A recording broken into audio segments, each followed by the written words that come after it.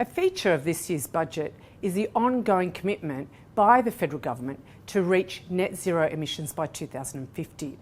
As part of this commitment, the government has developed 6 sector plans, which includes the agricultural industry. This year's budget includes almost $64 million in funding to support emissions reduction efforts in the agriculture and land sector. There's also an allocation of funding to extend Australia's sustainable finance taxonomy to the agricultural sector. But what else is in the budget for our farmers and agri-industry? First up, those agri-small businesses with turnover of $10 million or less will have access to the Instant Asset Write-Off scheme. The good news is it has been extended for another 12 months to 30 June 2025. Second, the government's Future Drought Fund gets a boost of just over $500 million. This money funds programs to help farmers and regional communities prepare for dry conditions and build climate resilience. Third, the government has announced that live exports of sheep will be phased out by May 2028.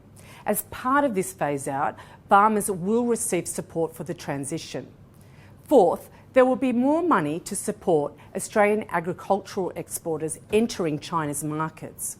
And finally, there is the major policy platform around the Future Made in Australia policy, which is centred on helping Australia increase investment in the renewable energy sector, which will have flow on to the agri-industry.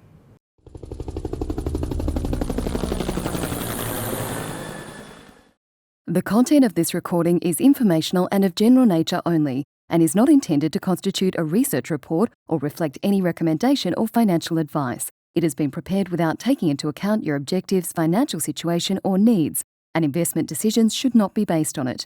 You should obtain your own independent advice before proceeding with any investment decision. Whilst every effort has been taken to ensure that the contents are correct and any opinions, forecasts, conclusions are reasonably held based on information at the date of recording, Westpac does not make any representation or warranty as to the accuracy or completeness of the statements or information contained in this recording, and any liability therefore is expressly disclaimed to the extent permitted by law. None of the material included in this recording should be copied, published or reproduced in whole or in part without the prior written permission of Westpac.